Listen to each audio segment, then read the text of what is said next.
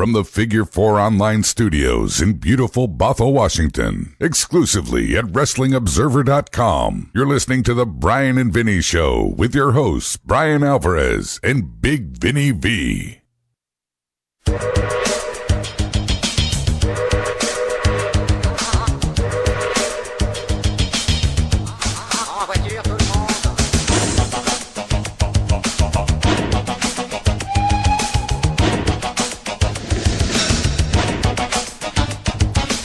All right, everybody, Bryan and Vinny Show here, August 7, 2017, figure4online.com/wrestlingobserver.com.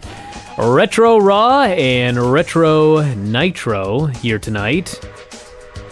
Craig, you want to get any fury off your chest about your drive? Nope. Really, why not? Because. You said it was the worst ever. Yeah. Ever. I'm late, aren't I? How often am I late? Well, that is true. We were afraid that you were dead. You know how I'm late all the time and you get angry? You are late so rarely that when you were late today, we both assumed something terrible had happened. You were sprawled. Your head was sprawled all over the highway. Well, it's not. Good. So I'm good. Happy. I didn't think his head was sprawled all over the highway, but I thought that maybe he'd still be in Puyallup right now or something. I'm not sure if a head can sprawl over the highway, but you know what I meant. It can. Yeah. I mean, hopefully not. I'd rather it didn't. Well, just slow people or what's up? I'd like to know. Because I get really mad at people too in the car, Craig. I want to hear someone else.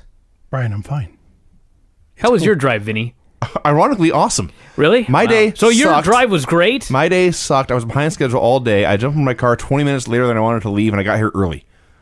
Craig doesn't understand this good radio thing. Everybody wants to hear you get really mad about how bad the traffic was. Brian, I'm trying to get it out of you. Brian, it's fine. No, it's not fine. I want to know how bad it was. Tell me what happened that was so bad. People driving like idiots. Okay? Thank you. Happy? Like, they go too slow, right? That's the big problem. When I'm in a hurry, yes, they all go Okay, too see, slow. exactly that's what it was. And do you know that allegedly, here in Washington, they're going to pass a law where, you know that HOV lane? Right. If you're in that lane and you're going slower than the fast lane, you can get a ticket. Excellent. Isn't that like the greatest thing you've ever heard? I once saw someone get pulled over for going too slowly. I wish I'd been there. Screamed with joy. Yep. I was cheering like I don't even know. It's the greatest thing ever. Elation. Yes. It is the greatest thing ever. Like, the point of that lane is you don't want to be stuck with all the people that are going slow, right? Yes. Okay, so why would you get in that lane and go slower than the flow of traffic? I remember once Punishable with you, offense. I remember once with you, we were driving somewhere, and we were stuck behind someone going slow in the carpool lane. Yep. And when we finally got around to pass them, we realized not only were they going slow in the carpool lane, but there's only one person in the car. Yep. The worst. Breaking two laws. This should be prison. No, death. I don't know if I'd go that far. And I want to execute them. Wow. I'm really See, glad do you see where this led, Craig? I'm really glad I got this off my chest. I'm glad I got it off my chest so too, much Craig. better, It's called good radio. I will always have enough venom for the three of us. Sure, Don't so will worry. I. Yeah. I don't care. It's not a big deal. Now I'm getting mad at you. 3 minutes later. Yeah, Why are you so don't give me forgiving? this. Don't give me this. You When do don't you get care off turning thing. the other cheek? He walked in here red. He's all fuming, and he goes, "Worst drive ever." And now he's sitting here going, "I'm totally fine. I didn't care one texted bit. him, It didn't bother me at all." About 5 minutes before he showed up, I texted him and just said, "Everything okay?" Question mark. Because like I said, we were worried. And And he sent you a volcano emoji. no, just thundering blows upon the door. Is that what it was? Yeah. Yeah, I heard him up here. We've heard you. The We've cats heard you went running to knock. see what it was. Yeah, the cats went running, and they're hungry. So to get them to leave that door, it had to be pretty loud. They thought like a giant tuna was outside or something. What? That was the only thing that would make them leave their room where they're going to get fed. see. Is thinking there's a giant tuna at the front door. Don't mock me, Vinny. I'm just confused because I thought it was pretty self-explanatory. do tuna fish knock? No, but Well- they can tune a fish. Anyway, let's go. Okay, now I'm mad at you. You were so much better when you were just mad. All right, well, let's go. All right, Retro Raw. I'm not mad. I'm mad now. Shut I'm up. not mad, dude. Do we have a good line from the Lebowski? I'm perfectly calm. Perfectly calm, dude. Calmer than you are. That's just like Calmer your than you opinion, are. man. Calmer than you are. Shall we? Retro Raw 270, August 3rd, 1998. See, now we're all in the mood to talk about these two shows. I don't know about that. Wait till I get started on Nitro. You started with Nitro? Wait till I get started on Nitro. Oh, I see. Owen Hart It and was The better Rock last week. versus Steve Austin and The Undertaker. Wait a second. wasn't last week the show that you didn't think was that bad? Yes. And you're telling me that now you think this week's show was bad? There's a reason for it. You want to get into it now? No, I'm just I can't even wait. But I will. It's probably something you didn't see that makes you feeling better. I'll just get to it now. Okay. I had a myriad of computer problems today. My day began taking 40 minutes trying to get Word started. Microsoft Word. Now, why did that happen? I don't know. To this day, I don't know. Lane? But I tried. So that's how it began. That was behind schedule. So I had more work than I expected. I had to get all that done. And then I got to watch these shows. And then I got to start watching Nitro. Nitro on the network, you cut out the commercials, of course, it's a 2-hour and 8-minute broadcast. And I know this because I was checking that goddamn timer constantly. Do you know why? The buffering on this show, the times I had to stop and restart over and over, between just trying to fast forward and pause it and let it buffer and stopping and restarting it over and over again, I swear it took me like 3.5 hours to watch this 2-hour program.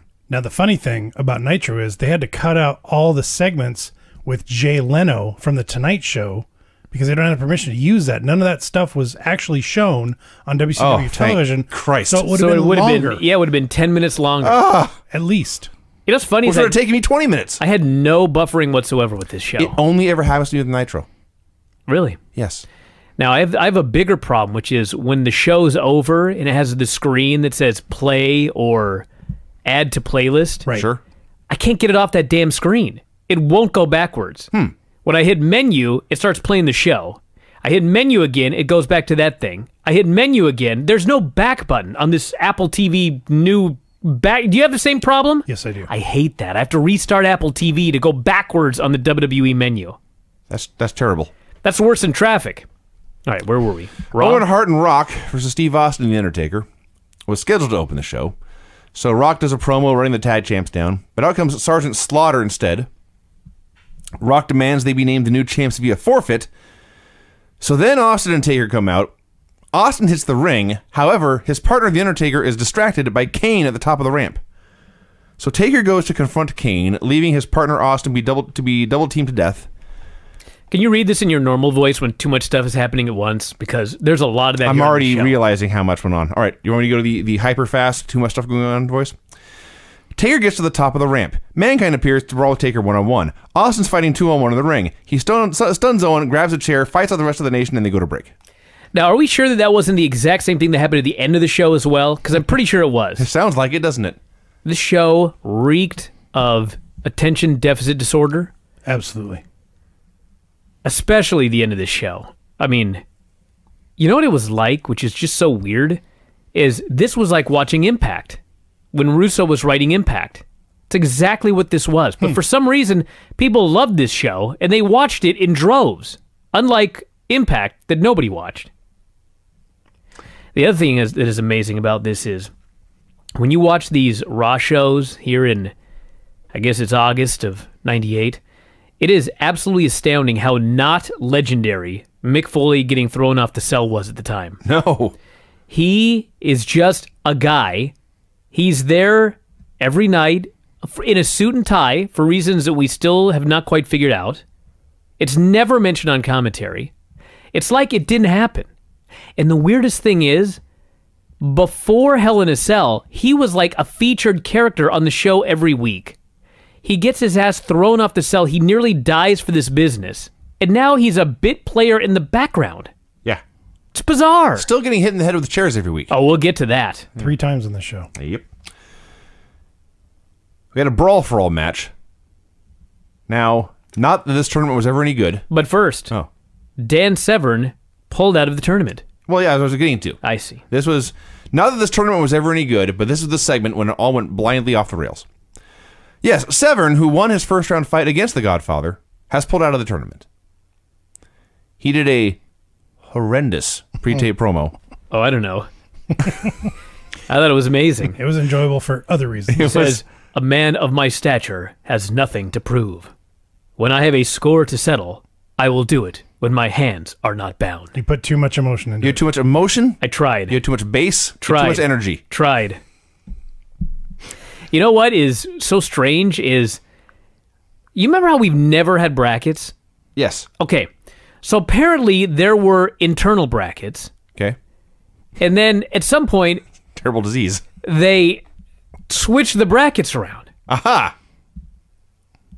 We never saw them. No. Why were there brackets? I don't know. Why were there brackets they saw that we didn't see? I think they started this stupid thing.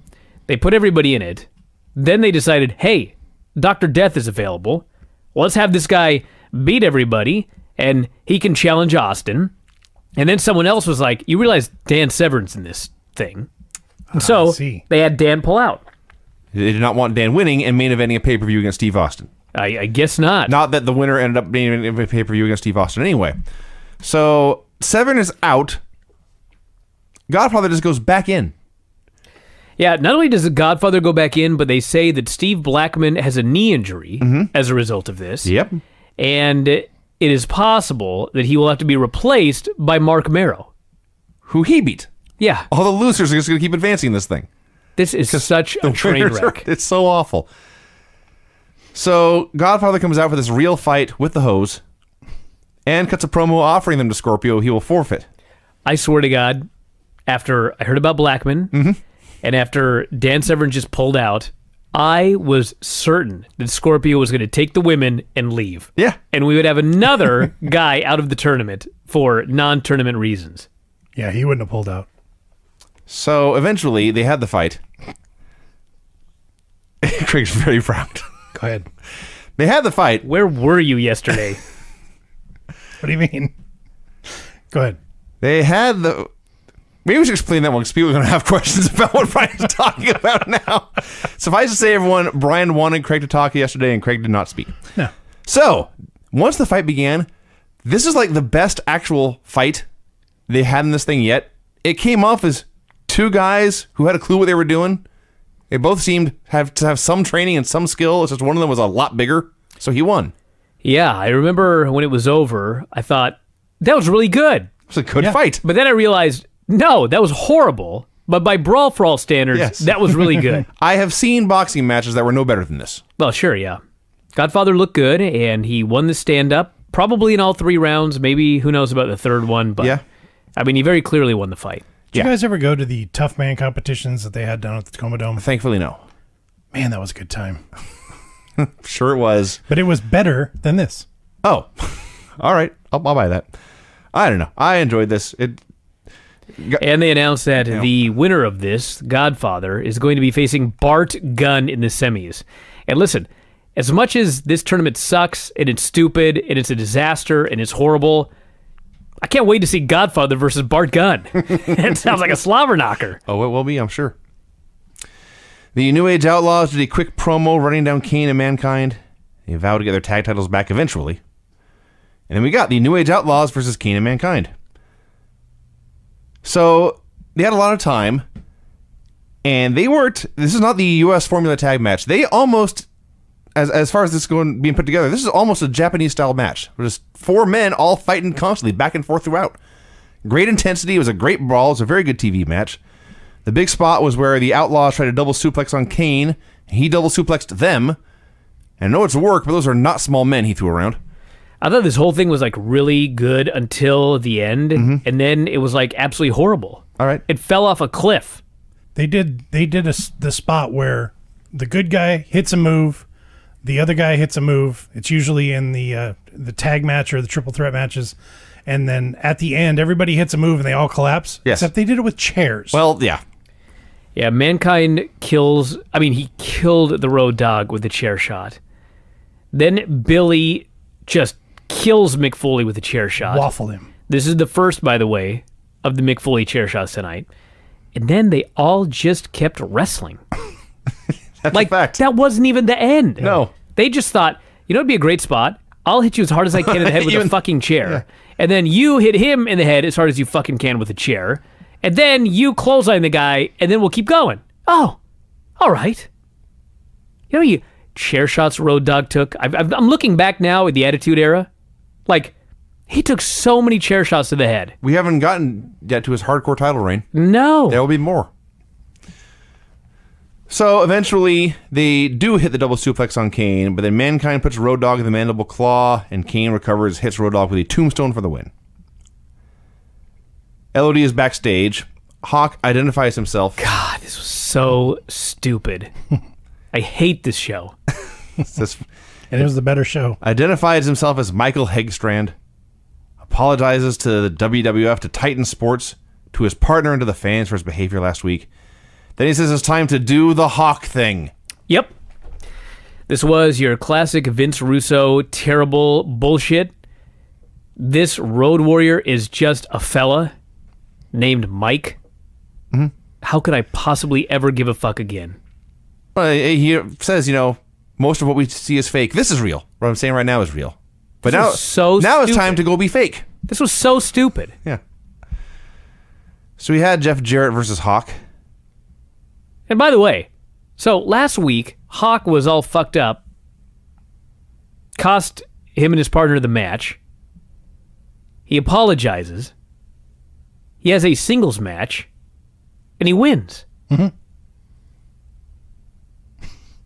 It was fine. Why are you looking at me? What the fuck is all of this about? Well, he's sobered up this week. Oh, so and he's going to go out drinking now. Well, he's going to go on a He's bender. Andrade C. and Almas. He's going to go on a bender, and then he's going to follow Titantron. Yeah, this sucked. I like that Jarrett was winning on him and then went to grab Tennessee Lee's belt. Yeah, he was beating on him, and he was going to beat on him more. Yeah. I don't know why. With a belt. So Lee could not get his belt off, and Hawk hit a neck breaker and won. That's a first. Well, Southern Justice. Something got in the way, and it's a huge task to get around. Yes, exactly. It's a major obstacle. How do you tie your fucking belt? What are you talking about? Well, if it's that big, it gets in the way. It's a burden, for God's sakes. For Tennessee Lee. I could say so many things about Craig right now. Okay. But I'm not gonna. Southern Your Justice. belt's up here. I understand that. Your dingling is down here. It is. They don't get in each other's way. Well. No, they don't. Brian said dingling, by the way. That thing could be 6 feet long. It's not going to get in the way of your belt. I'm not Tennessee Lee, Brian. It doesn't matter. I don't know what side he dresses on. Maybe he dresses up. Excuse me? He dresses up? Yeah.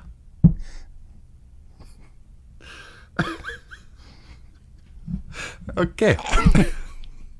So, anyway, it turned into a big brawl with a bunch of people. Thanks, Vince. It was Mark Canterbury and Dennis Knight, Southern Justice. And no, I don't know why they're out here. Oh, they're pals with Jarrett. Yeah. Once known as the Godwins, we're told. Why bother telling us? I don't know. Why did they change their names? Why are they not Godwins anymore? Why are they Mark Canterbury and Dennis Knight? Well, they got to come up, and they're not pig The farmers show anymore. sucks. Vince McMahon comes out to cut a promo. Oh, and speaking of, can we just be done with this stupid conspiracy theory? No. Now he's that guy where it does not matter how much evidence is presented to him. He is clinging to this stupid conspiracy theory that he will not give up on. And more to the point, how does any of it affect him? Exactly. Why does he care? Exactly. So Vince insists that Kane and Undertaker are in cahoots, although at least he didn't use those words this week. He says tonight Austin and Taker will lose the tag titles. And it occurred to me here that they've killed the tag team division so badly that the tag teams fighting for the titles are the New Age Outlaws and a bunch of random singles dudes put together. So he calls out Taker. Taker comes out. Then Austin follows. Austin says Taker and he are the tag champs. And yes, he threw Taker a beer, but they are not friends. He is focused on beating Undertaker at SummerSlam. He goes to leave. Taker calls him back and says, Vince McMahon is trying to drive a wedge between us, and you are letting it happen. I was man enough to challenge you face-to-face. Now come face me face-to-face and take this tag belt. And so Austin did, and he left. For reasons that are beyond me, this made Vince McMahon very upset. Fuck if I know. Taker promises Austin will be safe until SummerSlam, and then he's going to take Austin's world title. Rock and Owen cut a promo running down Taker and Austin. Every week you see The Rock getting greater and greater. Oh, yeah. He's on a roll. exploding. It's awesome. Triple H versus X-Pac. Yeah. Okay. Where to begin? So last week, First of all, they had a match against each other in King of the Ring. Then they have a triple threat match with The Rock where they end up fighting each other and as Rock just leaves. Mm-hmm. So here they are booked against each other with the winner getting a title shot against The Rock. So at least, okay, they've been stuck in a bad spot by the promotion, so they're going to fight like men with something on the line. They're not just fighting for no reason. So they're doing this match, and X-Pac gets ready for the Bronco Buster, but Chyna trips him, and then when he yells at her, she drops him with an elbow, and Hunter hits a pedigree for the win. Then Chyna looks sad, Hunter looks pissed, X-Pac is really pissed, and they shove each other a bit, but then they all still leave together. And then it's to the back. And then it's to the back. Yeah, I don't know what's going on. I mean, I know what's going on here. Some guy had a stupid idea, and it made it all the way to television. Repeatedly. Like, what is going on here? It's not like DX breaks up. No, I do believe that they stay together. They're together until Mania. I bet you there's no payoff to this. Of course there's not. It's just they did a bunch of stupid stuff because they thought it would be cool and people would watch it. They've been a group now for 3 months. It's time to tease a breakup. Val Venus and Taka Michinoku versus Dick Togo and Sho Funaki. Mrs. Yamaguchi-san is still coming out with her husband. She has cheated on him on camera twice. Multiple times. Yeah. He threatened to paddle her buttocks. Yeah. She slept with Val. She showered with Val. And here she is coming out with Mr. Yamaguchi-san again. And then he keeps getting mad every time she smiles at Val Venus.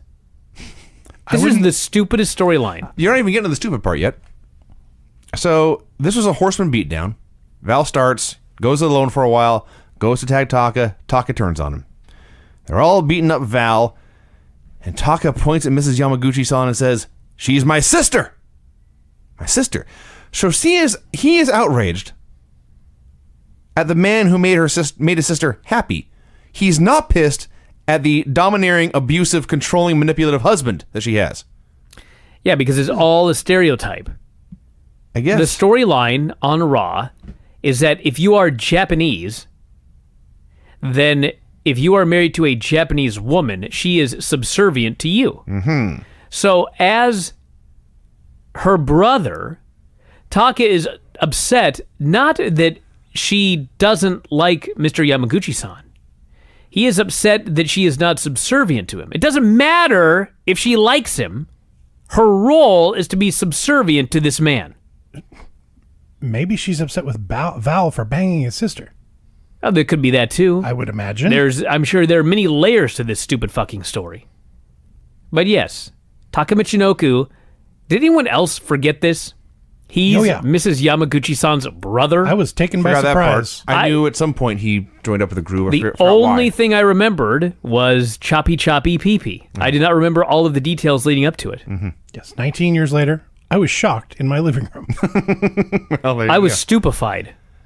They dragged Val backstage as everyone stood back and watched. There's hundreds of people gathering to watch. Yeah, and they had some sort of weird ass. I can't remember the explanation, but it was something like, well, you know, this is Japanese custom or something like that. And so everyone's just standing around and I'm like, what? This guy's got a sword. Yeah. He's got a... katana. Whatever the fuck it's called, he's got one. Like, where are the police? Where's security? No Japanese police in Anaheim. It doesn't matter if we're not in Japan. Where's the American police with this Japanese guy running around with a katana? You gotta respect people's culture, Brian. I don't know. No, you don't. Not if he's trying to kill somebody. Maim. Be fair. You know how much blood loss if you got your... With Val, it could be fatal. You know. Exactly. Yeah, like Tennessee Lee. Not like Tennessee Lee. D'Lo Brown versus Dan Severn. For the illustrious UK title. The illustrious, prestigious UK title. Everyone who has this belt must bury it. So D'Lo jumps Severn at the bell, which means you got D'Lo working Severn over for several minutes. You know what's worse than Dan Severn's promos? Selling. Dan Severn selling. Dan needs to just get in there and have real fights. That's all he can do. Mark Henry and Steve Blackman are out there, and Severn makes a comeback, and there's takedowns, and there's suplexes, and then Shamrock's out there, and he's brawling with the Nation, and that's a DQ, and what a waste of time. When does this show get better? Like, I think we were 2002, warned. I think we were warned that, like, throughout the summer it sucked, but, like, it does get better at some point, right? Yeah. And D'Lo's up on stage celebrating, and Edge punches him and leaves. And D'Lo gets up and polishes his belt and goes backstage. This was another one of our This was ADD horrible. segments. Going back over this. This segment was awful. Kai and Ty was still beating Val up backstage. Tiger Ali Singh was on the show. Oh, I forgot about this man. The poor man's Jinder Mahal. 19 years, and they still have not given up. This is the poor man's Ted DiBiase. No, yeah, he was an Indian Ted DiBiase, paying fans cash to debase themselves. Sunday Night Heat had debuted the night before. That's right. And he had His big debut on Sunday Night Heat. paid a woman $500 to eat dog food. She comes out here and says, American women will do anything for money. He specified American women. It's almost like the person writing this show has a thing with women. Hard to believe. Said he's going to pay a woman to take off her clothes, order Babu, his assistant, to find a woman. Babu. They brought a large woman into the ring. Don't know who she was, but God bless her. She had no trouble disrobing. She was very confident in herself. She was heavy set, Yeah. we should add. Yes. This was not like the blonde in the DX segment a couple of weeks ago. No, this was She the was exact opposite. 3 blondes. No. No, you're right. No. But anyway. So she removed her blouse and her skirt, I think, and then she went to the yank of her bra, and Tiger said, no, I'll pay you to put your clothes back on. And she said, great, and put her clothes back on. It's a lot of fake money they gave that plant. I guess so. Moments ago, Yamaguchi-san pulled out his katana and chased the cameraman away. Yeah. So we know that it happened moments ago. So, like, there's plenty of time to, call the police, right? Sure. Alert the authorities? Now, the reason they did the moments ago, the reason it allegedly wasn't live, was because we had to make sure that we could blur out Val's ass later. So their concern was not he's going to die. It's we got to make sure we blur his I see. buttocks. They did it all in one take and then rerun. Okay, I got you. This was a taped show. Oh, okay. It was taped a week earlier. Then why did they have to do it beforehand? I'm pointing out why they said it was moments ago. So we had Rock and Owen versus Austin and Undertaker. Everyone worked their asses off, had a very good match. They did really work their asses off here. I mean, they were... the one thing about The Undertaker, it's going to become more apparent as the next 4 years goes on. There was a time where I absolutely hated Undertaker matches as he just buried guys left and right. There is nobody in WWE history that took more of a match than The Undertaker. Most guys, you have a brief shine, and then there's the heat, and the babyface sells and sells. Then you do the comeback. Undertaker would beat on guys for like 70% of the match. They'd cut him off for like 2 minutes, and then he'd make his comeback. And then whether he won or lost was irrelevant, but that's the way he did it because his gimmick was that he was dead. Yes. And he was The Undertaker, and nobody wants to see The Undertaker as a babyface in peril for 10 minutes. No. But my God, as time goes on, it's just a burial of everybody he faces. He just destroys them forever. Speaking of, we forgot to mention, Taker got new music for whatever Oh reason. my God. Dude. Well, they had a new CD out.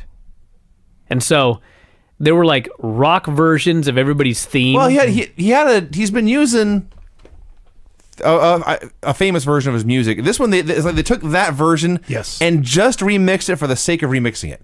Make yeah, the because strings they were doing it. They did a CD. make the strings a little louder. I bought it. I know this for sure. I see. Like they had all of these. They did it with X-Pac. Remember, he had that weird kind of DX theme. Yeah. He did his own, and then they had another one for Undertaker, and all the guys had their own wacky theme. And many did not make TV, but this one did. Not for long. So Taker hits Owen with the safest chokeslam of all time. Austin and Rock are brawling on the floor. Taker pins Owen with a tombstone. Soon as the ref counts 3, there's Mankind to put him in a mandible claw. Now, pay attention to what I'm saying and keep it in mind for when we get to the end of Nitro.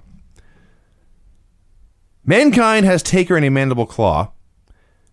Kane appears, swings a chair at both of them, but Taker dodges and Mankind hits Kane. It is unclear who he was aiming for, but he certainly hit Kane.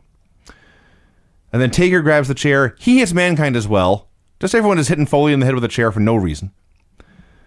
The Outlaws run out. A huge brawl breaks out, and everyone's just fighting to end the show. And then we go backstage. Security and cameraman finally break into Kai and Tai's dressing room. There we see Val his buttocks exposed and blurred, standing before a chopping block. Yamaguchi-san raises his katana high in the air. The lights mysteriously go out. We hear stone striking steel. Everyone screams, and the show ends. The last 3 minutes of this show, between Foley taking his third fucking chair shot of the night. I mean, there's no way this guy left this show without a concussion. Maybe multiple, for all I know. He gets killed for the third straight time. The Outlaws hit the ring. They go after Mankind and Kane. Rock and Austin, somebody goes through a table. I don't even know because the next thing, yeah, somebody went through a table on the outside. I honestly didn't know that right now. I thought that The Rock put the Austin through the table, but then Austin's in the ring hitting Kane with a stunner, and I don't even know where The Rock went. Yes. And then they just vanish, and we're backstage for some dude chopping up another dude's pee-pee with a fucking katana. Yes, Austin did. This show sucked. Austin put Rock through a table. Huh. There was a lot going on, Vince. I'm not surprised you missed it. Yeah, I'm not denying it. I just didn't know.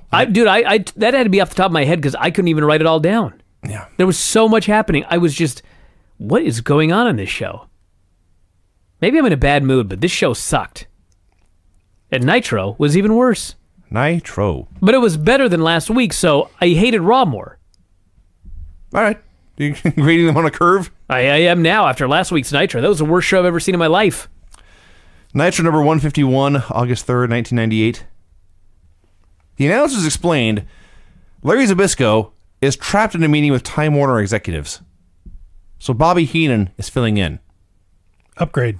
Well, that's true. But they said this is related to Dusty Rhodes' Texas gag order from last week, which apparently, I guess, had legal standing even outside of Texas. You're telling me that he really had a Texas gag order put on him by Dusty Rhodes in that stupid segment? I guess so. I guess so. I'm turning on the show already. Mean Gene, who was on the show at least 47 times, I'm sure, brings DDP out for a promo. And here's where it occurred to me, Road Wild is this Saturday. 5 days, they said. Road Wild is Saturday, and this was the first Nitro where they even announced what the main event was. Yeah.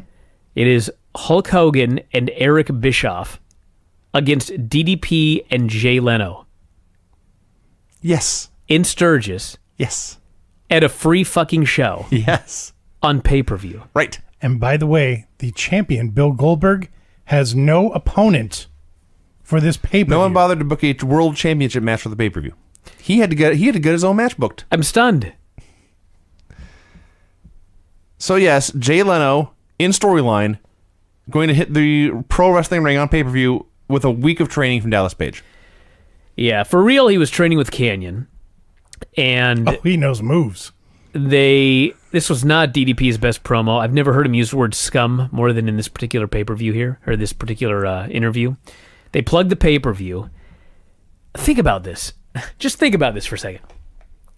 They want you, the viewer, to buy a pay-per-view where not only is the main event Hulk Hogan and Eric Bischoff versus Jay Leno and Diamond Dallas Page, but DDP in his interview hyping up this pay-per-view flat out says, I had to twist Jay Leno's arm to get him into this match.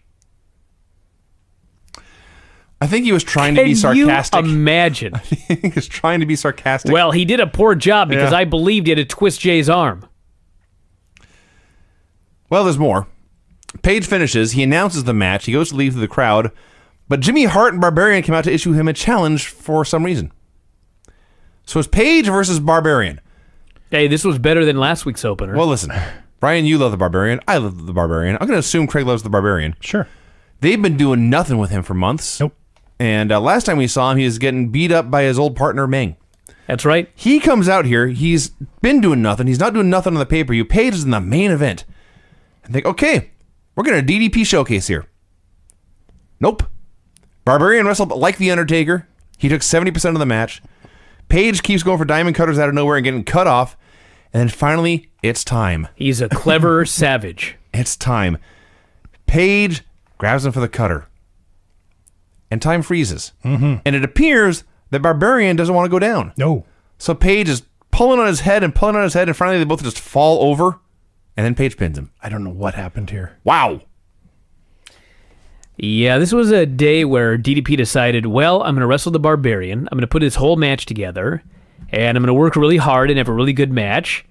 And technically, it wasn't bad until the end. It was the finish was bad. The match was fine. This was a terrible match to build up a pay-per-view main event with Diamond Dallas Page. Yes, it was so bad that had I been in charge of this live show, I'd have sent them back in hour number 3 to do it again and do it better.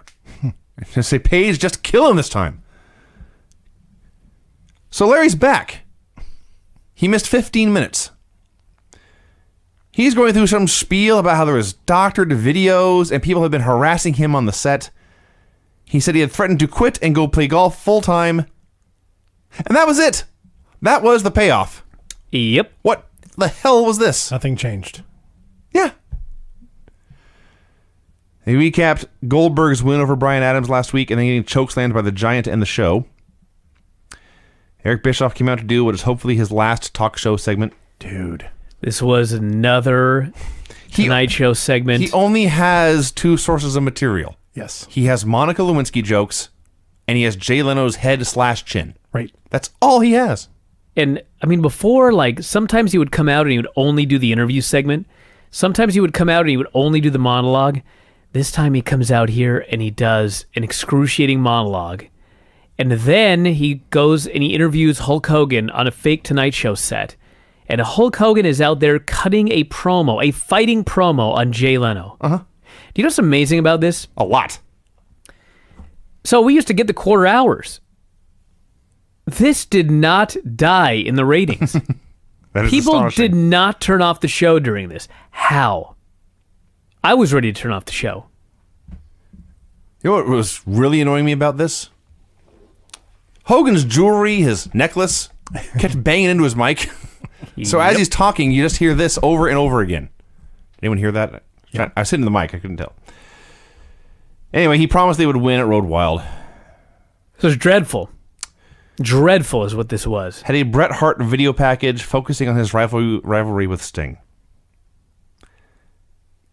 Psychosis, I think, was booked against Disco Inferno. Yes.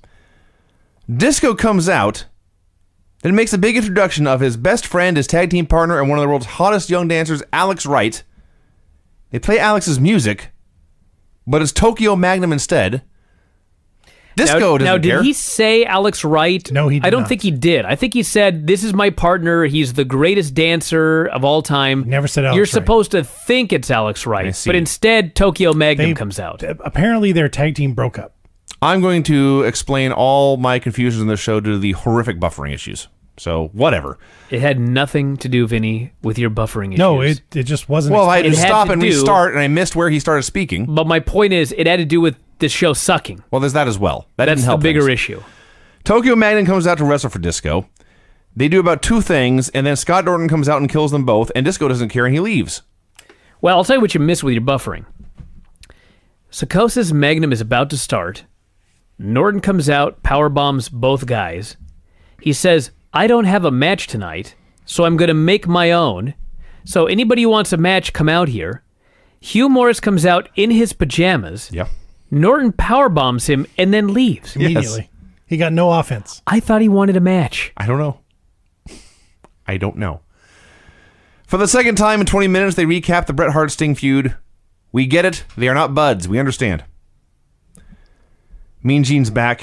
Brings Goldberg out for a promo. He says he wants the Giant Road Wild. He never mentioned, I don't think there's a Battle Royal. But he starts talking about how he'll go through anyone in either NWO to get to the Giant. There is a battle royal on Road Wild. Yeah. Yeah. She says, I'll get through Hall, I'll get through Nash, I'll get through Sting, I'll get through Conan, whatever he says. Sting is pissed. Sting comes out to go face-to-face with Goldberg. All right, here we go. The 97 things happening at once voice. Sting came out and they went face-to-face. Giant then appeared on stage and said Goldberg didn't have to wait. Paper started to fall from the sky. Goldberg wiped out the Kurt Hennigs and Vincents of the world and chased Giant backstage. Brett ran out and ran past them to grab Sting. Sting shoved him aside and ran to the back. Yeah, buried in what Vince just recounted there was that randomly NWO flyers began falling from the ceiling. Mm-hmm. I don't know why. No one knows it was why. Never mentioned again. No one knows why. It was weird. This show is weird. It's like he found them backstage and said, we got to use these at some point. Nothing Yeah. today. Let's drop them. The Flyers said, Goldberg, you're next. Woo. This was a mess. Backstage, Sting found Lex Luger laid out. Oh my God. So Sting is supposed to team with Luger tonight against Scott Hall and the Giant. Correct. So Luger is laid out backstage. None of the announcers can identify Lex Luger. Okay, listen. Sure. How many guys look like Lex Luger? Few. I mean, for fuck's sake. Like one. Sting goes down there. He kneels down next to his friend. He puts his hand on him. And then he stands up and he walks away. Right. Later, guys come in to tend to Lex Luger. Sting left him for dead. Tony Schiavone then alerts us, hey, we have been alerted. That's Lex Luger. And I know where Sting is. He's leaving the building. By the way, if I see one of you passed out in a hallway, I'm not going to assume somebody's going to come scoop you up. I'm going to stay there with you until the EMTs arrive. Thank you, Craig. I'm just telling you that right now. Thank you, Craig. I'm not leaving the building. It's reasonable because I'm often confused with Lex Luger. Anyway. Let's make more jokes about me and Lex because I don't want to talk about Hacksaw Jim Duggan in Hey, 1998. let's be honest, okay? It was Hacksaw Jim Duggan versus Bryan Adams. I looked at the screen. I screamed. I expected the worst match I've ever seen in my entire life. And given how terrible last week's show was and my exceedingly low expectations, this was okay. Are you fucking high? Until Okay. this goddamn fucking finish. May I? Go for it. First of all, I disagree it was okay, but that's not worth that's not a hill to die on. So, Vincent jumps in the apron. Excuse me, he jumped on the apron. Vincent. Yeah. Okay. The apron. Duggan goes after Vincent. Crush goes to kick Duggan. Duggan dodges. Adam's foot waves in the general vicinity of Vincent's head, Sure. which causes Vincent to go flying. Adams then places his foot through the ropes, not over the ropes, through the ropes, and on the apron. Hacksaw Jim Duggan grabs the middle rope and attempts to lift it up into Bryan Adams' balls. Bryan Adams is 6'6". He has to drop way, way down for his balls to hit the middle rope. Then they can't leave it alone. Hacksaw has to shake him up and down on the middle rope. Now, if you didn't understand what Vince said, Bryan Adams is standing with Getting angry. one leg in the ring, one leg on the apron, straddling the middle rope. Duggan yanks it up towards his balls, but literally because Bryan Adams is so tall, it comes nowhere near his balls. And so Bryan Adams decides, I'll sit down on the rope and then sell my balls. Yeah. Over and over. That's not even the finish, by the way. Oh, no, there's more. There was more bullshit. Vincent's there. The 2x4's there. No, right in no, front of don't gloss over this. Vincent gets in the fucking ring with a 2x4. Fact. Correct. There ain't no ref bump. No. The ref is standing right there Watching while the whole this thing. fucker is swinging a 2x4 at Hacksaw Jim Duggan. Duggan thwarts Vincent. He throws Vincent out of the ring. The ref is standing right there. This distraction allows Bryan Adams to hit Hacksaw Jim Duggan, pile drive him, and pin him. Hacksaw was fucked here in this match. He was screwed by a crooked referee. Of course, that's not the storyline. That's just what fucking happened. He doesn't seem to care. But I was so mad when this match was over. But Vincent never made contact It with Hacksaw doesn't Jim matter. Duggan. He was in the ring with a weapon. I understand. If you jump in the octagon with a gun, just because you pull the trigger doesn't mean the match is going to keep I would going. hope if somebody pulls a gun in the octagon, there would be 10 people on top of me by then. Yeah, well, you know what? There was nobody here. Charles Robinson let it all go on, and then Hacksaw got pinned, and this disaster was over. He got pinned with Bryan Adams' terrible pile driver. And they had the temerity, the gall, to show a replay of that missed boot spot. First of all, I'm pretty sure my foot came closer to Vincent's head than Bryan Adams' foot did here. If you imagine Hacksaw and Vincent had not been there and just watch what Bryan Adams did, it looked like he raised his foot high in the air and then tried to stomp the middle rope as hard as he could. Yes. At no point was it close to the top rope or going over. Bryan Adams here was significantly worse than the vast majority of WCW Saturday Night Jobbers. This is absolutely terrible. With no question. This was terrible. Mean Gene's back, trying to get into Sting's locker room. Brett is there, trying to get into Sting's locker room. Gene accuses Brett of laying Luger out. Well, Brett does show up, and in the most guilty manner possible, he goes, "Too bad about Lex, huh?" Brett, he's awesomely horrible. Yeah. Oh, yeah. He's given up. He totally He's does there not to cash care. a check. He's punch a clock, cash a check, and go home. But it's so bad, but it's so funny. So Gene accuses Brett of laying Lex out, and Brett says, "Hey, I'd be a better partner for Sting than Lex ever would." He wants to be Sting's partner tonight. He says, "I want Sting to know that he can trust me, and I will not let him down." Mm-hmm. They go to commercial. They come back. Gene's still there. Now he's on a motorcycle. Yeah. He's giving a speech about how riding motorcycles is great for old people. Gene has never been on a bike in his life. Actually, I'm pretty sure he rode hogs to Road Wild every year. Yeah, you mean the animal, right?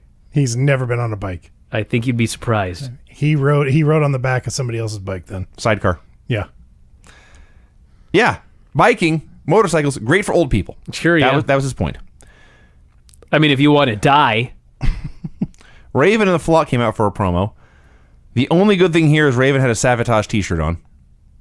So, Raven says there's no match between Sick Boy and Canyon. Hold on. That's a band, Brian. Yeah. There's no match between Sick Boy and Canyon. Canyon's not here. He was rambling about Saturn and Canyon. I had zero idea what he was talking about, what his point was. Well, he said that Canyon had been swallowed up by the darkness. Yeah, I wrote that down. I don't know what he's talking about either. I wrote that down, and he kept on going. I said, you know what? I don't care. And I erased it. Was that? No, it was the nothing on the Never-Ending Story. I'm sorry. Yeah, never mind. Go ahead. That'd be a great angle. Why has no one ever done a Never-Ending Story gimmick? Betray you. So, let's see. Saturn comes out. Oh, Lodi says something to somebody, and Raven breaks his fingers. Saturn comes out. The Flock leaves. Saturn grabs Lodi by the broken fingers, hits a DVD. I have no idea what's going on. I have no idea who is on whose side. I have no idea who the good guys are. And most importantly, I have no idea why I should All care. I got is this. Everybody hates Lodi. Well, okay. that was abundantly That's clear. fair. Yeah. Hey, Mean Gene's back. He still wants to talk to Sting. He looks down the hallway. Bret Hart and Scott Hall are having a clandestine conversation. And they spot him, and they go their separate ways. This was so awesome. First off, there's two things. So Luger's gone, and so Brett is volunteering to team with Sting to take on the Giant and Scott Hall. Where's the rest of the Wolfpack? Sting has no other options. He must team with Bret Hart. I guess. I mean, Nash is on the show later. So what's going on? So then, yes, Gene looks up, and there is Bret Hart talking to Scott Hall. And as soon as they see that Gene has seen them, Hall goes running, and Brett tries to play it cool and just nonchalantly walk into his dressing room. Gene takes off after them, but his goddamn microphone cord is not long enough, and he's screaming at the guy to give him more slack. It was so great. This was worthwhile. The best thing on the show. Gene not having enough mic cord. That was the highlight. Yeah. Well, I'm glad you liked it, because guess who was back after the break? Mean Gene goddamn Okerlund. Yep. His 7th appearance, we're not even halfway through the show. That's legit, by the way. I counted. So it brings up Dean Malenko. Dean says he wants to admit that Chris Jericho's the better man. Jericho comes out, and J.J. Dillon's there, and Jericho buries Malenko because now Dean never gets another title shot, and then J.J. announces that Malenko's going to be the special ref for Jericho's title defense at Road Wild. Whoop-de-doo. And Jericho's pissed. I'm yawning. Jericho's pissed. Fucking show's putting me to sleep. There's more. Jericho's pissed and he leaves. No one in this interview segment bothered to mention who was challenging Jericho for the Cruiserweight title. Yeah. Shivani clued us in. It's Juventud Guerrera. You know, I gotta say, so Dean and JJ, at one point Dean actually says, "Tell him, JJ." And JJ spouts some obscure rule from the record book. Because, of course, Jericho is always finding obscure rules in the record book. So this time JJ finds one.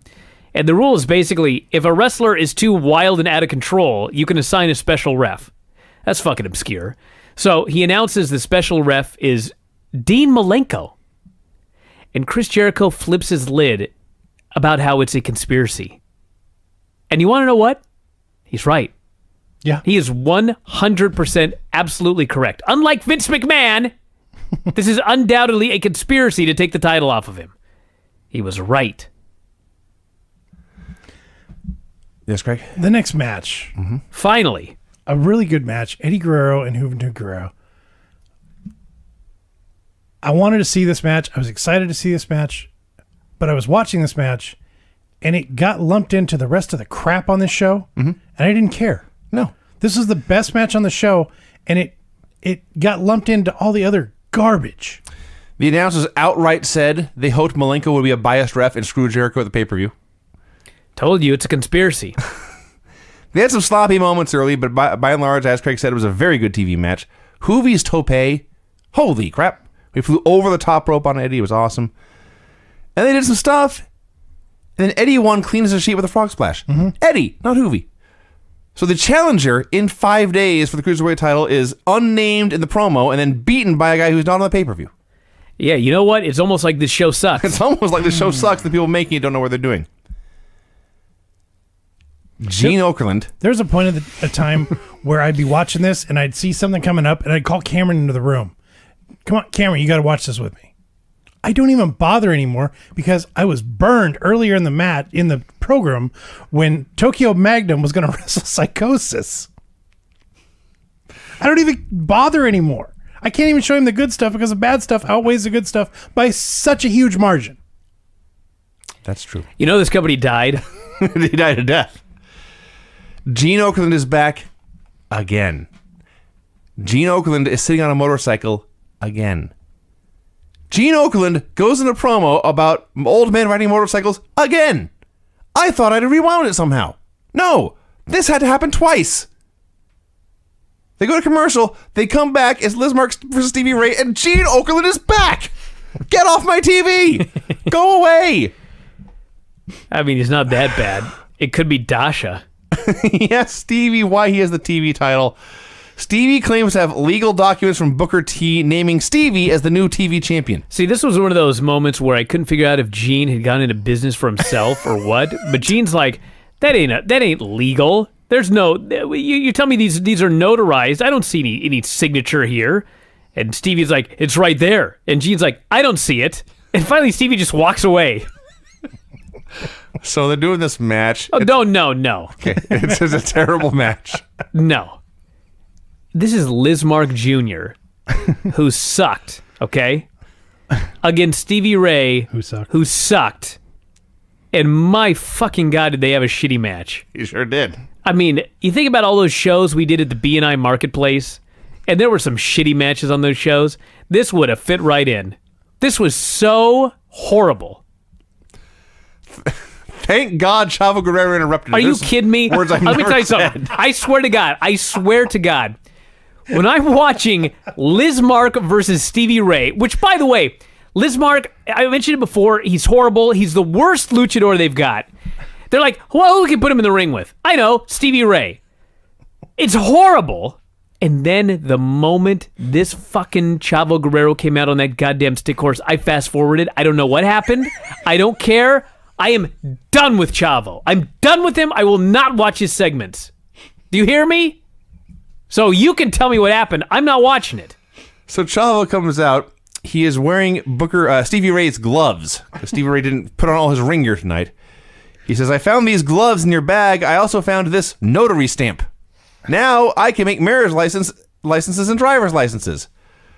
Stevie chased him to the back. Liz Mark won by countout. And then I wrote, Jesus, this sucked. By the way, you don't have to notarize a driver's license. That would be weird. Yeah, you know, this kind of sucked. The storyline is stupid. Everything about it was stupid. Conan versus Kurt Hennig. You know what's funny is Kurt Hennig's out there and he decides, I'm going to have a good match with Conan. Yes. And he is bumping his ass off and he is just working like a madman. And Conan is Conan. And for what? I don't know. Did he not know the finish? I don't know. Rick Rude was not there, so Scott Norton was in Hennig's corner. So Conan hooks the Tequila Sunrise. Norton takes the ref. Hennig grabs Conan, chokes him with his own chain for a while, and then hits a fisherman suplex and pins him. It's not quite what happened. Norton kneed Conan in the back, right in front of the referee. That's the second time on the show. It's like I'm watching New Japan. And not the good stuff about New Japan, the worst stuff. So the ref counts 3. At this point, Kevin Nash hits the ring. Thank God he's here. Hennig and Orton just leave. He never comes close to touching them. They go to commercial. Kev was never on the show again. He got paid for this. To walk out the ring and not help his partner. Well, he would have got paid. He sure if did wasn't get there paid for anyway. this. Chris Jericho versus Ray Jr. Another good match. You know what was weird about it, though, was it was actually not a good match, but there was a whole bunch of good things in the match. It was like they somehow were having a bad match, but then every, I don't know, minute or so, Ray would do something spectacular, and then it would go back to being a bad match again. There was no heat for it. There was a horrendous ref bump that looked so phony. And then the finish was Ray does a cradle, there's no ref, Dean Malenko runs down and counts the pin. They ring the bell, but the title does not change hands. They did say it was a non-title match. Oh. 20 minutes prior. They did say I that. see. Ray working with a massive knee brace. Yep. Massive. Let's see where to begin here. They were plugging Travis Tritt's concert as much as any of the matches for Road Wild. Yeah, As much more. They actually said that the pay-per-view was going to go longer because you're going to get a Travis Tritt concert. Excellent. Yay. That's great. It was scheduled for 30 minutes. Of Travis? Yep. That's a whole lot of country. We had Jericho doing a press slam into a tombstone, and following that with a dropkick, I believe, from the top rope to the floor. Mm-hmm. I'm thinking, what? Are you trying to kill someone on the show? And then he went to a banana splits for amateur wrestling. It's quite wacky. And then all that stuff you talked about happened. They recap the stuff with Buff Bagwell and Scott Steiner from last week, and then Scott comes out for a promo. Says his mother had called him, reminded him he's no better than anyone else, and his blood is red like anyone else's. 2 sentences, took him about 14 tries to get right, he never actually did. He removed his NWO shirt, said it was not for him, and he was quitting. He apologized to the fans, called out Rick so he could apologize to Rick too, and now comes Buff Bagwell dressed like Rick. Buff does dog tricks, Steiner gives him treats. This died a horrible death. Sometimes comedy just doesn't work. Bagwell says Scott is a great actor, tries to get Scott to cry on command, and Scott's about to when Rick hits the ring. Buff bails. So Rick Steiner's standing there with a chair, and Scott's just looking at him, and they look at each other, and look at each other, and look at each other, and then Rick just hits him with a chair.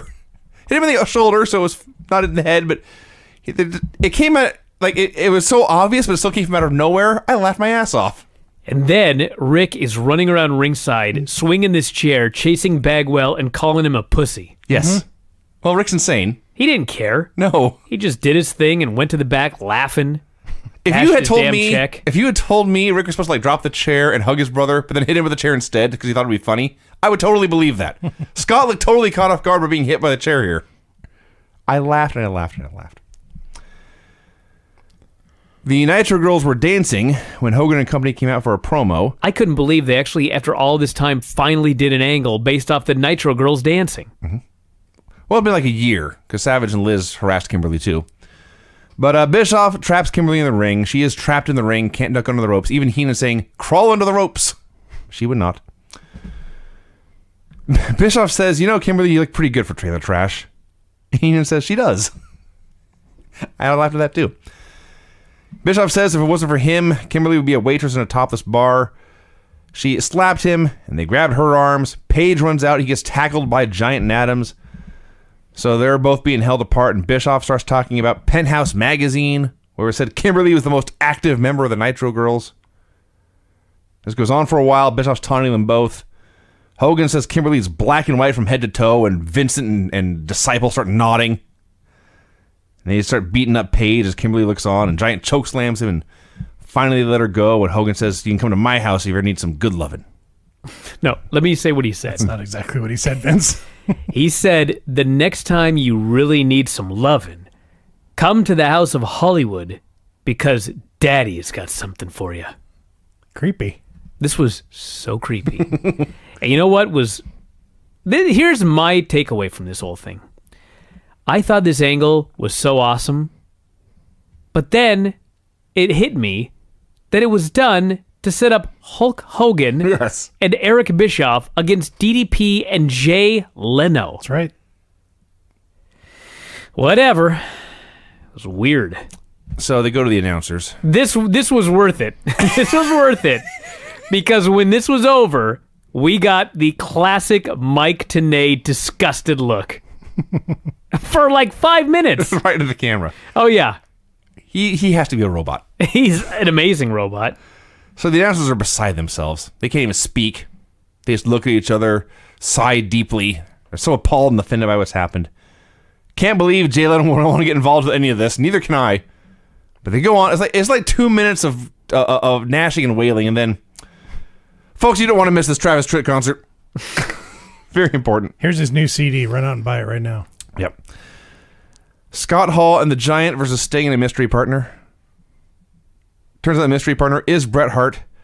And then Sting's old music plays, and he drops from the ceiling back in the black and white crow makeup. Whoa. Excuse me? Yeah.